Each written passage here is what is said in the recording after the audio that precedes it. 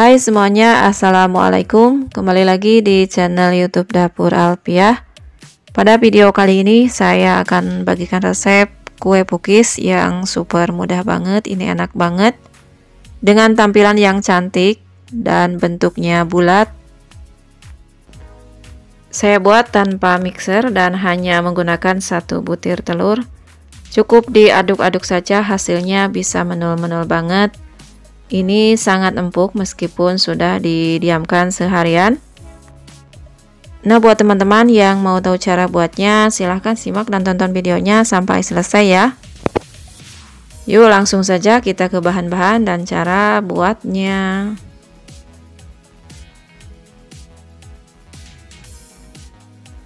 Pertama-tama sediakan 125 gram gula pasir. Masukkan ke dalam mangkok adonan, selanjutnya 2 gram vanili bubuk. Lalu 1 butir telur ukuran sedang. Masukkan juga susu kental manis 1 saset. Setelah itu masukkan margarin, kurang lebih 1 sendok makan penuh. Seperti yang terlihat di video, ini ukurannya kurang lebih 30 gram. Lalu tambahkan sedikit garam. Setelah itu ini diaduk dengan menggunakan whisk saja. Tapi jika teman-teman ingin menggunakan mixer boleh saja ya. Saya mengaduknya dengan whisk sekitar 2 menitan sampai sedikit gulanya larut dan terlihat adonan agak memutih seperti ini. Selanjutnya jika sudah, kemudian kita sediakan dulu 250 gram tepung terigu. Saya menggunakan takaran sendok seperti ini, kurang lebih sekitar 25 sendok makan. Untuk 1 sendoknya tidak terlalu menggunung ya. Ini ukurannya setara dengan 250 gram ya teman-teman. Nah, ini dia seperti ini. Selanjutnya sebelum terigu dimasukkan, terlebih dahulu masukkan dulu santan. Ini saya gunakan santan kara instan 65 ml yang dicampur air menjadi 260 ml. Masukkan santan sebagian dan diaduk. Setelah itu baru masukkan tepung terigu juga sebagian ya. Aduk sampai larut tepung terigu yang dicampur bersama santan tadi. Kemudian santan lagi, diaduk lagi, saling berselang-seling. Kemudian terigu lagi. Masukkan sebagian lagi. Kemudian ini diaduk lagi sampai larut. Dan yang terakhir kita masukkan semuanya santannya sampai adonannya sedikit mengencer ya. Aduk-aduk sampai benar-benar adonan licin tercampur merata ya. Bahan selanjutnya masukkan juga permipan atau ragi instan. Kurang lebih 1 sendok makan rata, tidak munjung. 1 sendok makannya rata ya teman-teman. Kemudian ini diaduk sampai larut permipan atau ragi instannya ke dalam adonan.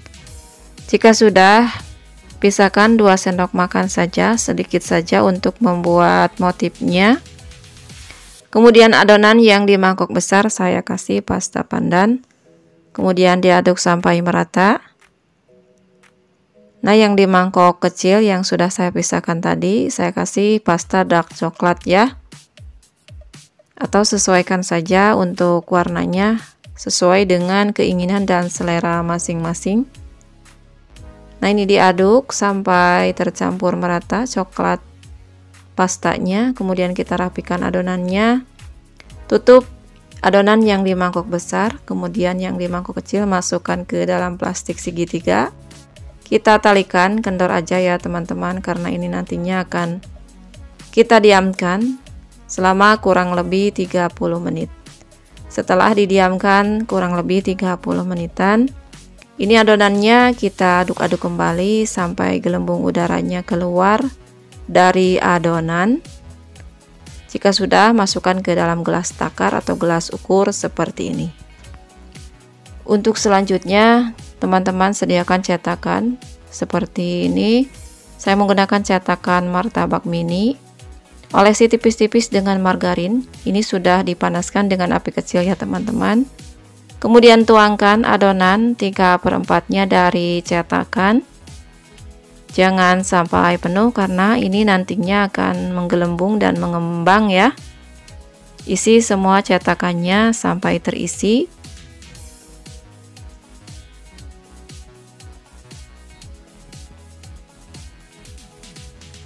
Jika sudah, biarkan sekitar 50 detik sampai terlihat adonannya mengeluarkan bulir-bulir dan agak mengembang sedikit.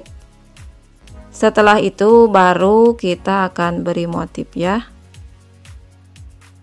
Beri motif sesuai dengan selera. Ini saya kasih motif yang gampang aja seperti ini. Seperti yang terlihat di video. Sebelah dari cetakannya kita buat motif.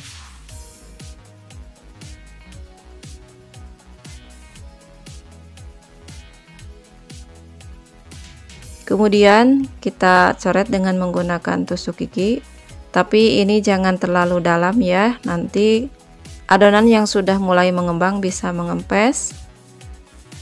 Ujungnya saja kita coretkan, kemudian sebelahnya lagi kita kasih topping sesuai dengan selera. Di sini saya kasih keju parut secukupnya, atau teman-teman juga bisa ganti dengan meses coklat.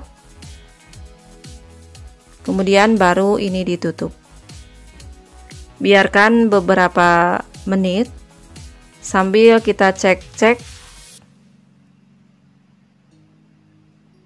Jika sudah ada bagian atasnya yang kering, ini pertanda sudah boleh kita angkat ya.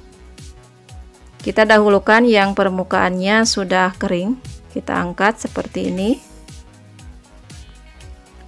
Biasanya ini yang di bagian tengahnya suka gampang gosong ya, kita dahulukan teman-teman.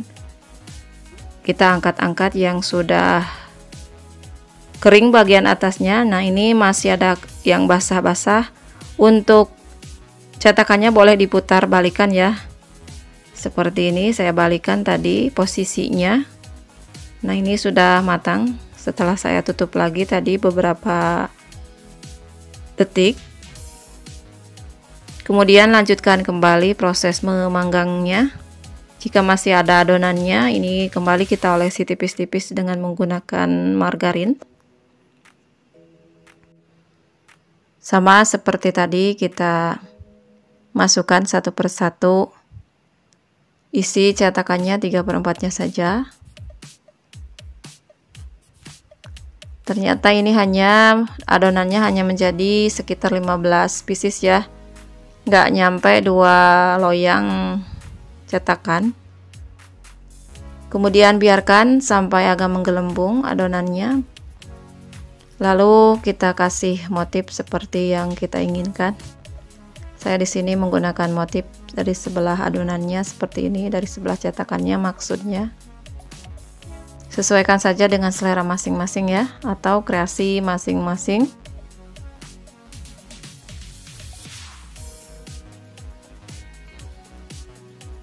Setelah itu ambil tusuk gigi yang bersih, kemudian kita coretkan.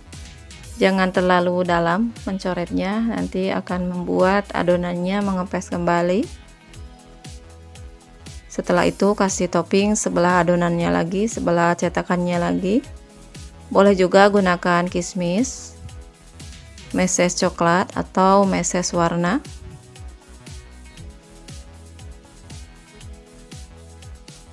Lakukan sampai dengan selesai.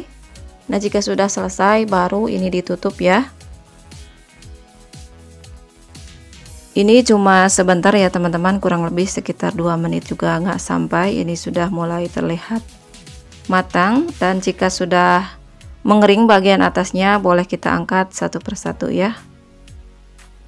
Dan sama seperti tadi, jika masih ada yang basah bagian atasnya, itu jangan dulu buru-buru diangkat. Kita tutup kembali untuk beberapa saat. Nah, ini dia sangat cantik banget.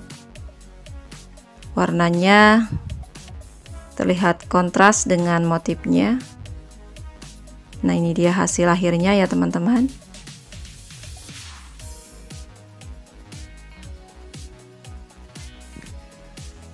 Ini cocok banget untuk teman ngemil saat cuaca lagi dingin, ditemani secangkir air putih hangat atau teh hangat.